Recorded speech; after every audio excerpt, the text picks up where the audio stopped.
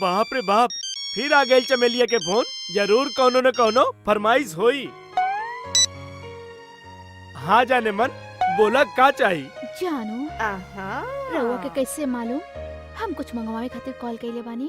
जब से तोरे साथ बियाह कैली तब से तोहर फरमाइशें पूरा करा तानी। हाँ? तू हमार मजबूरी ना समझ सकेलू। दोस्त लोगन के 4 बच्चा हो गईली और हमनी के एको नहीं खे।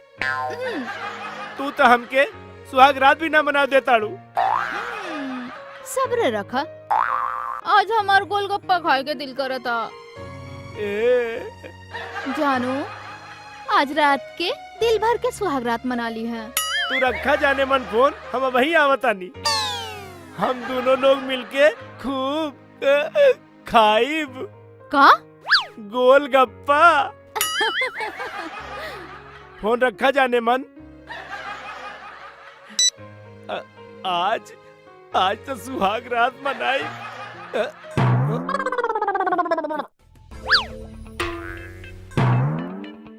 यार थैली में तो 1 रुपया भी नहीं खे, सुहाग रात कैसे मनाई?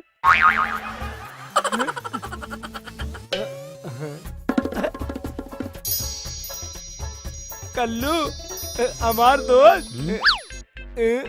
दोस्त आई लव यू। तू ही हमारे एक इकलौता दोस्त हुए। यार तू हमरा के 50 रुपया उधार दे दा। कितना बोलस? 50 रुपया। आज तक जितना दोस्त रहलन हम सबके उधार देली, सब गायब हो गए। एक बच्चा कुछ तही बाड़े है, ताऊ के ऐसे गायब कर दी। अरे कल्लू भाई, तू तो हमार जान हुए। दे दा ना 50 रुपया, कल हम तोहरा के दे दे। प्लीज दे दा ना। आज हम अपन मेहरारू के गोलगप्पा ना खिलाइब ना तो हम गोलगप्पा ना खा पाए। अच्छा गोलगप्पे। हाँ। अच्छा तो 6 महीने के इंतजार खत्म हो गए। दे दा ना।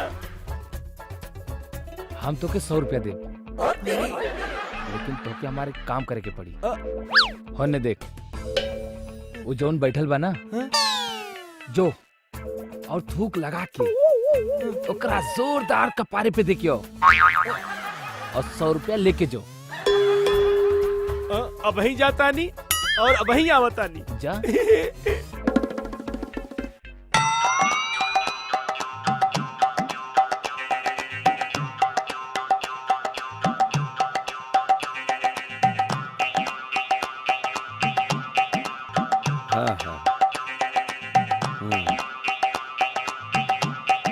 अरे यार छोड़ा।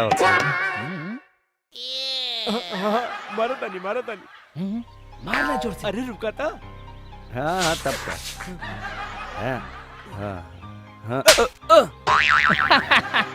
अरे का जोधा तू यही बैठल बाड़ा, तहार माई तो गांव में ढूंढ रहल बिया। अबे हमार नाम का जोधर ना, लोचन बा। गलती हो गई। हाँ मिलबू तो मजा आई। कैसन रहल? तारा के मजा आइल ना? खूब मजा आवल। तो और हिम्मत के तो दाद देवे के पड़ी। हम तो के 500 देब, लेकिन तो के उजन बैठल बना वापस ऐसा एक बार थूक लगा के जोरदार देखियो। अब ही जाता नहीं तो 500 रुपया तैयार रख। अब ही आवता जा। अरे यार क्या बात करता रे, चलत रहेला। बाकी एक बार ओकरा समझ में आ जाए ना, कोनो बात नहीं खे, जौन होखी बढ़िया होखी। हाँ अरे यार क्या बात करता रे। अरे का जोधा तू यही जा बैठ के बात करा ताड़ा, तारा चक्कर में हम लोचन के मार देली। तोर माई गांव में ढूंढत दिया। अबे हम ही लोचन बानी, हमरा ही मर ले तू। अगर अब की नजर आइले तो छोड़म ना तहरा के। ठीक। अरे कुछ ना यार, कोनो बात ना। हाँ अरे चलत रहेला। हाँ तब का निकाला 500 रुपया।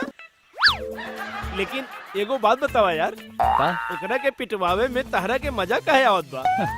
इधर आओ। ओकरा के पिटवावे में हमके इतना मजा आवेला कि हम बता ना सकिनी। लेकिन काहे? काहे कि वो हमार बीबी के पहला भतार।